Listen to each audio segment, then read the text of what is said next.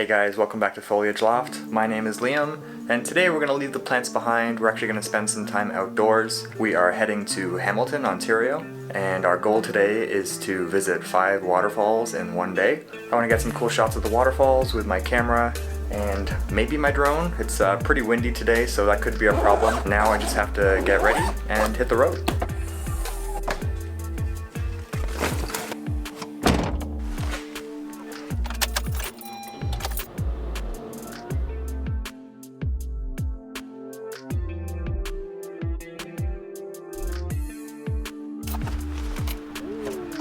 Okay guys, we just arrived in Hamilton and we're on the way to our first waterfall. This is going to be Two Falls, T-E-W. So we're just about at the first waterfall and pretty excited. I've never seen this one before, so let's check it out. This was the first viewing platform of Two Falls, and although it gave us an awesome view of this 41-meter high ribbon waterfall, there were some trees blocking part of the falls, and I knew that the lower platform would give us a better view, so we headed down to the second platform for a closer look. And here you can see Two Falls in all of its glory. This is the highest waterfall in Hamilton. It stands at over 130 feet high, and like most of the other waterfalls in this region, it's part of the Niagara Escarpment, a huge land formation that began forming 450 million years ago. It stretches 750 kilometers across Canada and America and is a major feature of the terrain. Unfortunately, it was quite windy in this spot, so I decided to stop talking directly to the camera and switch this video over to a voiceover, just so that you guys aren't dealing with wind noise the whole time. And the wind also meant that I couldn't fly my drone here, so I was feeling a little bit disappointed, but we headed to our next waterfall, which is located just a few minutes down the road. This is Webster Falls. In my opinion, the most impressive waterfall in the area. The wind actually calmed down a bit, and I knew I had to get up into the air quickly. And just seconds into my flight, I was amazed at what I saw. A towering curtain of water stretching 22 meters into the sky, and I could explore it from every angle. The waterfall fed a raging river that cut through the land below, and had an old cobblestone bridge just before the cliff edge, huge boulders strewn at the bottom, and a perpetual rainbow. But my eye kept coming back to this unique cobblestone bridge.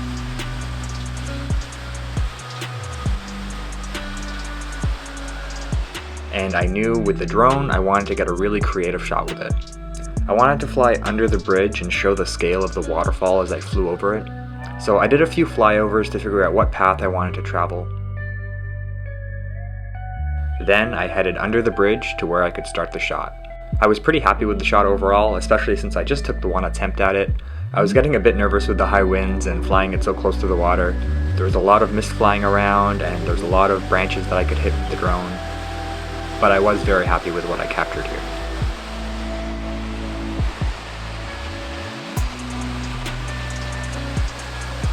Standing over 100 feet from the waterfall, I could feel the power of the water in the soles of my feet, and I could feel the rumble of the waterfall in my chest. It was a really impressive sight, so I really enjoyed checking out Webster Falls, and I was wondering if any other waterfall this day could really top this one.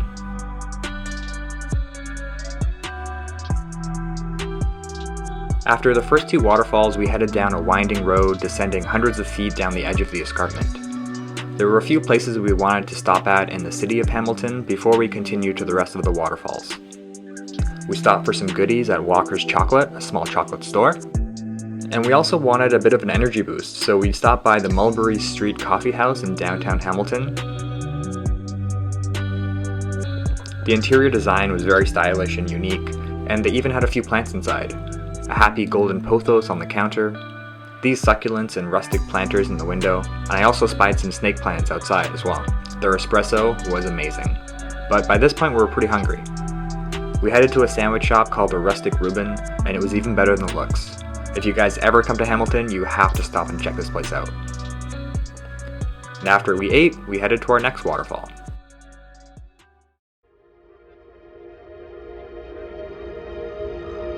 Our next stop was Albion Falls. And this is somewhere I had been before. Back when I was in college, I actually came here for a photo shoot, So I knew this first viewing platform was pretty far back, but there was another area closer to the waterfall, so we headed to the parking lot on the other side of the falls and down a few dirt trails. And there we got some incredible views of this cascading waterfall.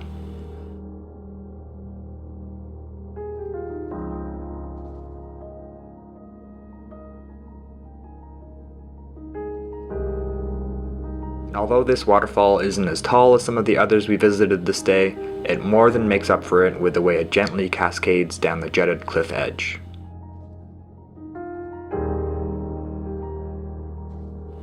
From some angles, it looks like 1,000 tiny waterfalls all grouped together.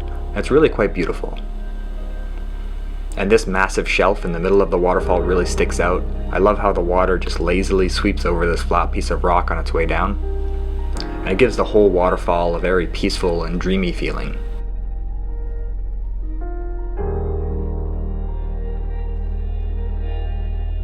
And because this was the third waterfall of the day, we had just passed the halfway mark of our journey.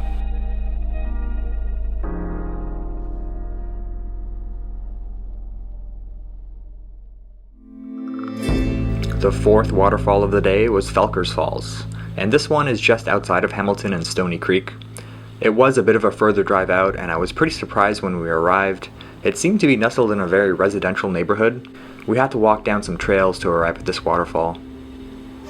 And as we reached the waterfall, I realized this one was quite different from the others. Our first glimpse of this gentle waterfall was through a group of bare trees, and it gave the waterfall a very mysterious feeling. Much less ostentatious and showy than the previous ones, this one had a bit of a secretive and quiet feel about it. A little bit further down the trail, closer to the falls, I found a little gap, and I sent the drone into the air. And from the air, you could really see all the different layers in the rock, each layer representing thousands of years in the Earth's history, slowly revealed by the erosive force of the water.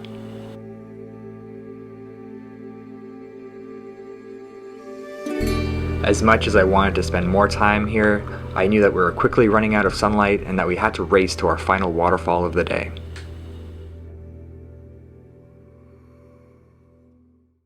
We managed to arrive at our last waterfall, the Devil's Punch Bowl, just as the sun was starting to dip below the horizon. And as soon as we arrived here, I knew that my drone flying was definitely over for the day. It was the windiest it had been all day. The Devil's Punch Bowl was similar to Felkers Falls in that you could see all these incredible layers in the rock, the color caused by different conditions over vast periods of time. Although compared to Felkers Falls, the scale of this waterfall was much different. It's much larger and more impressive.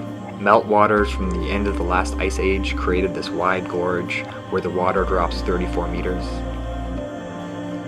You can actually see quite a lot of ice at the bottom of the punch bowl, even though we've had temperatures above freezing for several weeks now. The Devil's Punch Bowl is truly an impressive sight and a great way to end our journey chasing waterfalls. A few hundred feet away from the Punch Bowl is this amazing viewing platform that allows you to see the entire city of Hamilton, including the harbor and the escarpment off in the distance. So I hope you guys enjoyed coming along with me today.